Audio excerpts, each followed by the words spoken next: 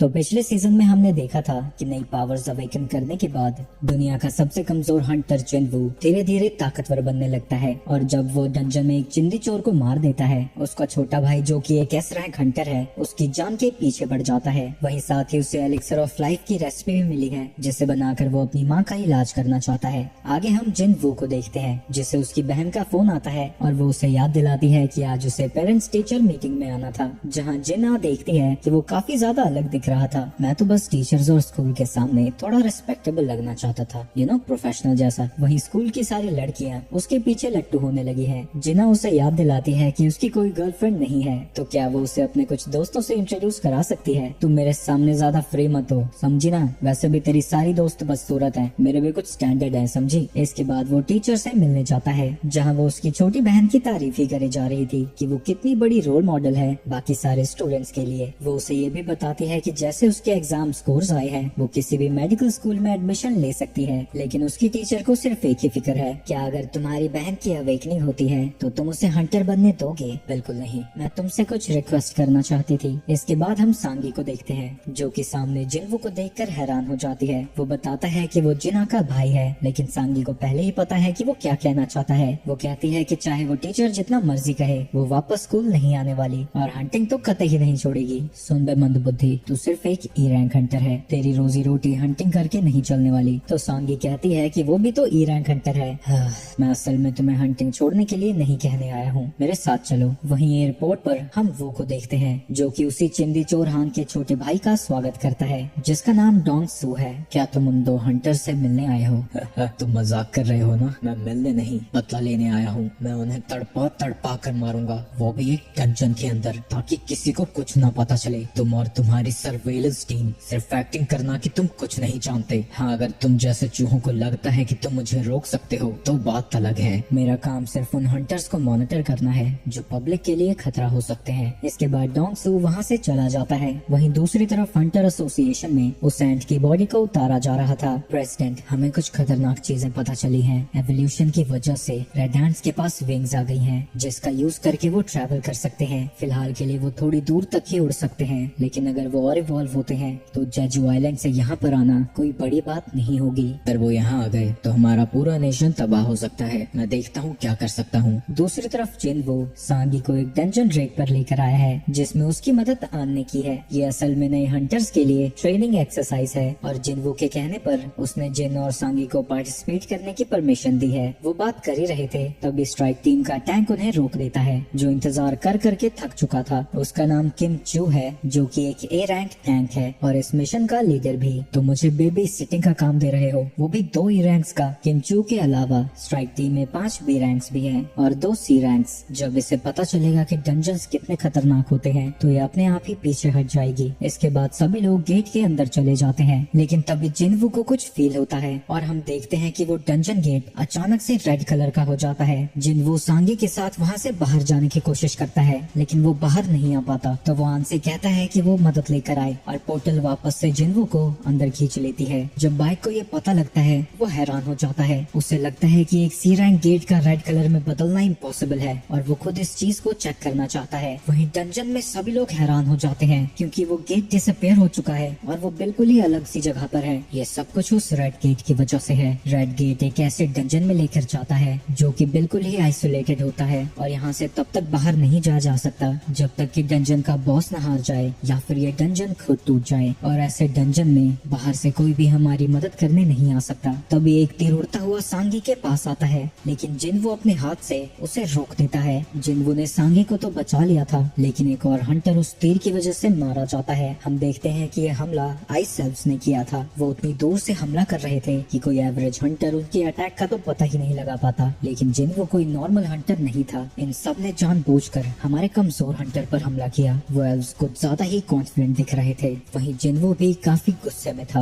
वहीं अपनी location reveal होने की वजह से वो एल्व्स वहाँ से चले जाते हैं। मेरी बात ध्यान से सुनो, ये एक रेड गेट है, हमारी मदद करने बाहर से कोई नहीं आने वाला। और क्योंकि मैं ही सबसे हाई रैंकर हूँ, तुम्हें जिंदा रहना है तो मेरी बात माननी होगी। पर इतने बड़े ग्रुप को मैं कमांड नहीं कर सकता, तो हम 2 ग्रुप्स में बट जाएंगे। जो लोग जिंदा रहना चाहते हैं मेरे साथ चलो। लेकिन वो सी या उससे निचले रैंक वालों को अपने साथ आने नहीं देता। तुम लोग सिर्फ हम पर बोझ ही बनोगे। अगर हम जीना चाहते हैं तो हमें तुम्हें तुम्हें छोड़ना ही होगा। यहाँ का एक दिन बाहर की दुनिया के 1 घंटे के बराबर है। ऐसे में हम कोई भी रिस्क नहीं ले सकते। दुनिया का यही दस्तूर है, सिर्फ स्ट्रॉन्ग ही सर्वाइव कर सकता है। लेकिन तभी एक बी रैंक हंटर किम के ग्रुप को छोड़कर जिन्वू को ज्वाइन कर लेती है। किम को उस एरो के बारे में तो पता भी नहीं लगा था, पर तुमने उसे अपने हाथों से रोक दिया। तुम एक ही रैंक हंटर तो हो ही नहीं सकते। पाक को लगता है जिन्वू या तो ए रैंक है या फिर उससे भी ऊपर। इसके बाद वो दोनों टीम्स अपने अलग अलग रास्ते में निकल जाती है। किम को आगे जाने पर पता लगता है कि ये एरिया आइस बेयर्स का है। जिन्वू का ग्रुप तो मारा ही जाएगा। एक सेकंड, उसके ग्रुप में एक बी रैंक है और एक सी रैंक। तो मुझे ऐसा क्यों लगा कि उसका लीडर कोई ई रैंक है। तभी उसके ग्रुप का सामना 3 बेयर से होता है और यहाँ हमें पता चलता है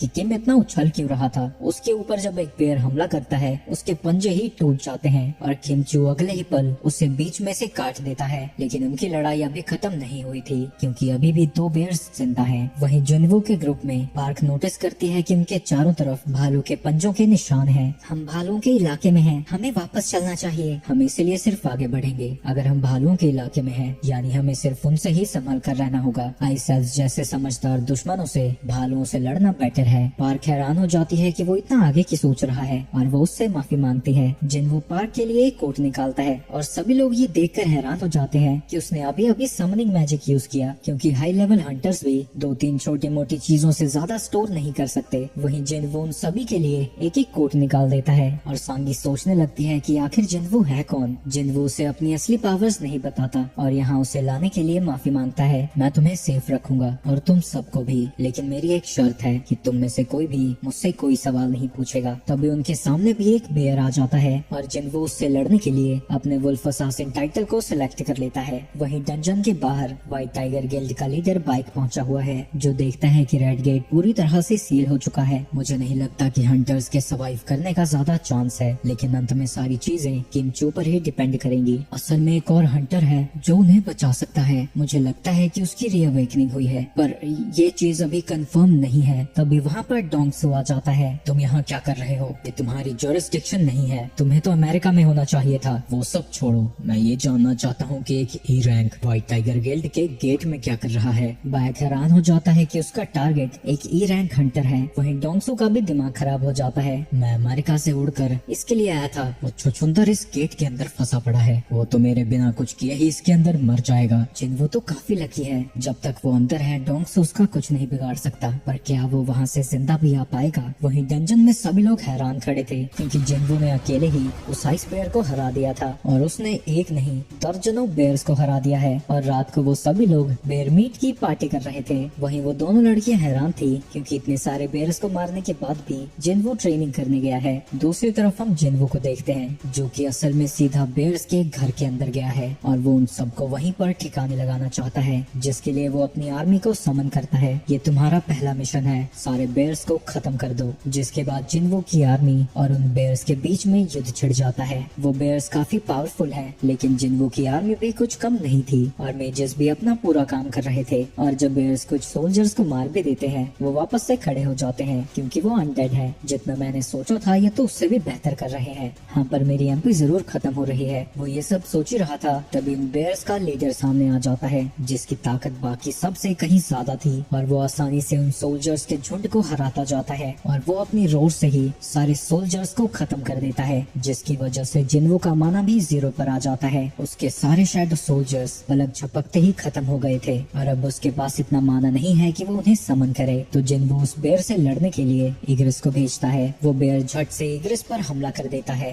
लेकिन इग्रिस के सामने वो बेयर भी नहीं टिक पाता। इग्रिस उसके साथ बिल्कुल वैसे ही खेल रहा था जैसे उसने जिन्वू की कुटाई की थी और वो हमला करके उसे अपने घुटनों पर ले आता है, जिसके बाद वो उस लड़ाई को उस बेयर की गर्दन काट के खत्म कर देता है। इग्रिस तो सच में काफी ताकतवर है। अगर हमारी लड़ाई के वक्त इसने तलवार नीचे ना गिराई होती तो मैं तो डेफिनेटली मारा जाता। जिन्वू को रियलाइज होता है कि वो अब जाकर इग्रिस के लेवल पर आया है, या शायद मैं अब भी उससे कमजोर ही हूँ। इग्रिस अपने मास्टर के सामने घुटने टेकता है और जिन्वू उसकी तारीफ करता है। दूसरी तरफ हम किमचू को देखते हैं जो बड़ी मुश्किल से सांस ले पा रहा था। उसकी पार्टी के बाकी के मेंबर्स मारे जा चुके हैं। चाहे कुछ भी हो जाए, मैं व्हाइट टाइगर गिल्ड के एलिट्स को जरूर ज्वाइन करूंगा। लेकिन अपनी सिचुएशन को देखकर उसकी फटने लगती है और वो आइसेल्स उसके बचे खुचे ग्रुप को भी मार डालते हैं। उसका थोपड़ा देखकर किमचू की फट जाती है और वो अपनी जान बचाने के लिए वहाँ से भागने लगता है और उसे भागता हुआ उसका लीडर भी देख रहा था। आगे जिनवो अराइज कहता है, जिससे उन सभी बेयर्स की शैडोज एक्सट्रैक्ट हो जाती हैं और अब उसकी आर्मी और भी ज्यादा बड़ी हो गई है। वहीं गेट के बाहर अब 3 घंटे बीत चुके हैं, यानी गेट के अंदर 3 दिन। डोंगसू को लगता है कि जिनवो मर चुका होगा और वहाँ से जाने लगता है। एक मिनट, जिनवो तो व्हाइट टाइगर गिल्ड का नहीं है ना, तो वो इस गेट में कैसे गया? वो मेरा दोस्त है, वो लेवल सी क्वेस्ट को देखना चाहता था, इसलिए मैं उसे साथ में ले आया। अच्छा, तो ये बात है। तुम्हें क्या लगा था मैं ये कहूँगा? मुझे पता है कि तुम्हें नई चीजें पसंद है। आखिर तुम करना क्या चाहते हो? तभी उसका हाथ बाइक आकर पकड़ लेता है। डोंगसू, इसे छोड़ दो। क्या एक छोटी सी कंट्री का गिल्ड मास्टर मुझे ऑर्डर दे रहा है? इससे बाइक का गुस्सा भी बढ़ जाता है और दोनों की पावर्स क्लैश होने लगती हैं और डर के मारे आन पीछे जाने लगता है। एस रैंकर्स की लड़ाई, अगर हमने इसे नहीं रोका तो। लेकिन तभी वो दोनों एक दूसरे को पंच करते हैं, जिससे वहाँ की जमीन टूटने लगती है। लेकिन हम देखते हैं कि ऐन वक्त पर वो बीच में आ गया था। अगर आप दोनों ने अपनी ताकत को ना रोका होता तो आज मैं अपने दोनों हाथ खो बैठता। मुझे नहीं पता कि आप क्या सस्पेक्ट कर रहे हैं, पर 2 महीने पहले मैंने खुद संग की मैजिक पावर टेस्ट की थी। वो सच में अभी भी एक ई रैंक हंटर ही है और हांग को किसी मैजिक बेस्ट ने मारा था। ऑब्वियसली तुम झूठ कह रहे हो। लगता है मेरे भाई को यू ने मारा है। फिर आप जिनवो के पीछे क्यों पड़े हैं? तुम अभी तक नहीं समझे, वो तो बस किसी को मारने का बहाना है। तभी उसे कोई मैसेज आता है और वो वहाँ से चला जाता है। वहीं डंजन के अंदर किम चलता चलता उसी बेयर्स के ढेर पर आता है जिन्हें जिनवो ने खत्म किया था। तो इसीलिए मुझे कोई बेयर्स नहीं दिखे। क्या उस सी रैंक ने इन सबको खत्म किया? नहीं, ये उनके बस का काम नहीं है। क्या ये वही व्हाइट डेमन का काम है? और वो डर के मारे वहाँ से भाग जाता है। इसके बाद वो भागता भागता जिनवो की पार्टी के पास पहुँचता है, जो कि हंस खेल रहे हैं और आराम से खाना पीना खा रहे हैं। तुम लोग अभी तक जिंदा कैसे हो? असॉल्ट टीम पूरी तरह से खत्म हो गई, सिर्फ तुम्हारी वजह से, क्योंकि हमारे पास खाना और गियर नहीं थे। तुम लोगों ने सब कुछ अपने लिए रख लिया। और उसे लगता है कि पार्क ने भी उनकी टीम को इसलिए ज्वाइन किया क्योंकि वो इस बारे में जानती थी। मैं 3 तक गिनूंगा, अगर तब भी तुमने कन्फेस नहीं किया तो मौत के लिए तैयार हो जाओ। लेकिन जैसे ही वो उनके ऊपर हमला करने जाता है, जिनवो आके उसे रोक देता है और उसके हल्के से टपली से ही वो उड़ता हुआ कहीं दूर जाता है। तुमने अपने टीममेट्स को मरवा दिया और हमें भी मुसीबत में डाल दिया। तुम अपनी प्रेजेंस को नहीं छुपा सकते, बाहर आ जाओ। तभी उसके सामने कई सारे आइस एल्व्स आ जाते हैं और उनके साथ उनका बॉस भी था। इस कबाड़ के सामने लगता है कोई यूजफुल है। वहीं जिनवो उसकी बात को समझ पाता है, जो देख के वो सभी लोग हैरान हो जाते हैं और जिनवो को लगता है कि शायद ये सिस्टम की वजह से है। चलो ये भी अच्छी बात है, इसने मुझसे कहा था कि ये तुम्हारे साथ कम्पीट करना चाहता है। लेकिन तभी जिनवो बिजली की तेजी से उसकी गर्दन काट देता है। तुम कुछ कह रहे थे? जिसके बाद जिनवो उसके ऊपर भी हमला कर देता है, पर वो उसे आसानी से ब्लॉक कर देता है और इस अटैक से ही जिनवो समझ गया था कि वो उससे ज्यादा ताकतवर है। ये तो काफी इंटरेस्टिंग हो रहा है, पर जब तुम ह्यूमन नहीं हो तो ह्यूमंस के साथ घर घर क्यों खेल रहे हो? लेकिन जिनवो को समझ नहीं आता कि वो कह क्या रहा है। वाह, तुम्हें तो ये भी नहीं पता कि तुम क्या हो। हमें हर वक्त आवाजें सुनाई देती हैं जो हमें ह्यूमंस को मारने को कहती हैं, पर तुमसे लड़ते वक्त वो आवाज मुझे सुनाई नहीं दे रही। क्या ये सिस्टम की कमांड्स जैसा है और मेरे खिलाफ उसे आवाजें सुनाई नहीं दे रही? शायद क्योंकि मैं एक प्लेयर बन गया हूँ। हमें लड़ने की कोई जरूरत नहीं है। तुम पीछे खड़े ह्यूमंस को हमारे हवाले कर दो और हम तुम्हारी जिंदगी को बख्श देंगे। तुम कौन हो और ह्यूमन से क्यों लड़ना चाहते हो? हम हैं। लेकिन जैसे ही वो बताने वाला था, वो ग्लिच हो जाता है। ह्यूमंस को हमारे हवाले कर दो और हम तुम्हें बख्श देंगे। जिनवो को समझ नहीं आता कि अभी क्या हुआ, पर अभी के लिए वो इसके बारे में ज्यादा नहीं सोचता और उसके प्रपोजल को रिफ्यूज कर देता है। क्या तुम हमारे दुश्मन बनना चाहते हो? तुम्हें पता है ना हमारे नंबर तुमसे कहीं ज्यादा है। लेकिन ये सुन के जिनवो बस स्माइल करता है और तुरंत ही अपनी आर्मी को समन कर देता है, जिसमें कि अब बेयर्स भी ऐड हो चुके हैं। इनको देखकर बाकी के हंटर्स भी डर जाते हैं, जिसके बाद उन दोनों की आर्मीज आपस में लड़ने के लिए आगे बढ़ जाती हैं। वहीं जब वो सब लड़ रहे थे, जिनवो के टीममेट्स वहाँ से जाने लगते हैं, क्योंकि अगर वो इसके बीच में रहे तो उनकी मौत ही होगी। लेकिन उन्हें भागते हुए कुछ आइस एल्व्स देख लेते हैं और उनके ऊपर एरोस को शूट करते हैं, पर जैसे ही वो उनकी कमान से निकलती है, वहाँ जिनवो आ जाता है और इससे पहले कि उन्हें सोचने का समय मिलता, वो उन तीनों को काट के रख देता है। उसके साथ ही सही में ताकतवर है। मेरे सोल्जर्स भले ही मरते ना हो, पर मेरी एमपी बड़ी तेजी से खत्म हो रही है और उनका बॉस मुझसे ज्यादा ताकतवर है। वो जिनवू के सोल्जर्स को हराता हुआ आगे बढ़ता जाता है, जिसके बाद वो जिनवू के ऊपर हमला कर देता है और उसके हमले से जिनवू समझ जाता है कि वो इग्रेस के साथ भी उसे नहीं हरा पाएगा। मुझे और ज्यादा ताकत की जरूरत है। मेरा नाम बारूका है, तुम्हारा नाम क्या है? संग जिनवू। जिसके बाद फिर से उन दोनों की फाइट शुरू हो जाती है। फाइट के दौरान बारूका उसके वेपन को नीचे दबा देता है, लेकिन इससे पहले कि वो उसके ऊपर हमला करता, वो अपने वेपन को फिर से अपने हाथ में समन करता है। लेकिन जो सेम अटैक इग्रेस पर काम कर गया था, उसे बारूका आसानी से इवेट कर लेता है और उसकी एक ही किक जिनवू को उड़ता हुआ पीछे भेजती है। तभी जिनवू के मेजेस बारूका के ऊपर एक फायर बॉल से हमला कर देते हैं। इस धमाके की वजह से किम को भी होश आ जाता है और अपने सामने जिनवू को देखकर उसका गुस्सा फिर से सर चढ़ जाता है और वो अपनी तलवार निकाल के उसके ऊपर हमला करने जाने लगता है। पीछे से उसके किम आ रहा था और उसके सामने से बारूका भी उसके ऊपर हमला करने आता है। वो जिनवू के ऊपर हमला करने ही वाला था, लेकिन तभी स्नो के अंदर से एक नया सोल्जर बाहर आता है और हम कुछ सेकंड्स पहले का सीन देखते हैं। जब किम जिनवू के ऊपर हमला करने आया था, उसने इग्रेस को समन किया, जिसने स्नो को उड़ाकर सारी चीजें छुपा ली और अगले ही पल अपनी तलवार किमचू की छाती में घुसा दी और उसके मरने के बाद जिनवू उसकी शैडो को भी एक्सट्रैक्ट करता है, जो कि काफी ज्यादा पावरफुल था और उसके हमले से बारूका भी पीछे हो जाता है। जिनवू उसका नाम आयरन रखता है। आयरन जब अपनी टॉन्ट स्किल का यूज करता है, बारूका सबसे पहले उसी के ऊपर हमला करने जाता है, लेकिन बारूका के लिए आयरन की मूवमेंट्स बहुत ज्यादा स्लो थी, तो वो आसानी से उसके अटैक से बचता जाता है। वहीं वो तीनों पेड़ के पीछे छुपकर इन सारी चीजों को देख रहे थे। मिस पार्क, क्या हंटर्स की लड़ाई ऐसी होती है? अगर ऐसा है तो मैं कभी हंटर कैसे बन पाऊंगी? लेकिन वो दोनों कहते हैं कि उन्होंने भी ऐसी लड़ाई पहले कभी नहीं देखी। ये मेरा मुकाबला नहीं कर सकता, तुम और वो नाइट मुझ पर साथ में हमला करो। इसके बाद इग्रेस के साथ साथ जिनवू भी उसके साथ लड़ने लगता है और उन दोनों के साथ में लड़ने के बाद भी बारूका उन्हें टक्कर दे रहा था। तभी लड़ाई के बीच में आयरन फिर से अपनी टॉन्ट स्किल का यूज करता है, जिसकी वजह से बारूका फिर से उसी के ऊपर हमला करने जाता है। इस मौके का फायदा उठाकर जिनवू और इग्रेस दोनों उसके ऊपर अटैक करते हैं। वो इग्रेस के अटैक से तो बच जाता है, पर जिनवू के अटैक से नहीं बच पाता। इसने अपने वाइटल ऑर्गन्स को अवॉइड कर लिया। तुम मुझे बहुत ज्यादा अंडर एस्टिमेट कर रहे हो। तुम सच में स्ट्रॉन्ग हो, पर तुम्हारे आदमी नहीं। तभी बारूका देखता है कि जिनवू के सोल्जर्स ने उसके सभी आइस एल्व्स को अब मार डाला है, लेकिन अगर तुम मर गए तो वो लोग कोई प्रॉब्लम नहीं खड़ी करेंगे। तभी जिनवू अपने वेपन को थ्रो कर देता है, जिसे बारूका डॉज कर लेता है। उसे लगता है कि वो कितना बड़ा गधा है जो अपने वेपन को ही फेंक दिया, लेकिन तभी जिन अपनी रूलर्स हैंड स्किल का यूज करता है और वो डैगर वापस से उड़ता हुआ उसी के ऊपर जाता है, जिसे ब्लॉक करने के चक्कर में उसका वेपन ही टूट जाता है। आयरन उसके बुलाते ही आयरन भी वहाँ आ जाता है और अपने हाथों में बारूका को जकड़ लेता है। ये देख के सभी मेजर्स उसके ऊपर अपने फायरबॉल स्पेल का यूज करते हैं, जिससे वहाँ काफी बड़ा धमाका होता है। लेकिन इसके बाद भी बारूका जिंदा खड़ा था और वो बिना वेपन के आयरन को काट डालता है। वो चिल्ला के ऐलान करने लगता है कि वो उन सभी को मार डालेगा, लेकिन जिनवू पहले ही अपनी स्टेल्थ स्किल का यूज कर चुका था और वो अपना डैगर सीधा उसके पेट में घुसा देता है। लेकिन इतने से भी बारूका नहीं हारा था। अभी ये लड़ाई खत्म नहीं हुई है, लेकिन तभी आयरन फिर से खड़ा होता है और अपनी एक्स से ऐसा जोरदार हमला करता है जिससे बारूका चपटा हो जाता है। इससे जिनवू 2 बार लेवल अप होता है, लेकिन तभी वो देखता है कि आयरन उसके मरने के बाद भी एक्स से उसके ऊपर हमला करता रहता है। ओए रुक जा, फालतू में ओवरबोर्ड क्यों जा रहा है बे? तेरे भविष्य की मुझे चिंता होने लगी है। आयरन उम्मीद भरी नजरों से इग्रेस की तरफ देखता है, लेकिन वो बस मुड़ के वहाँ से चला जाता है। तो वो बाकी के मेजर्स के साथ मिलकर सेलिब्रेट करने लगता है।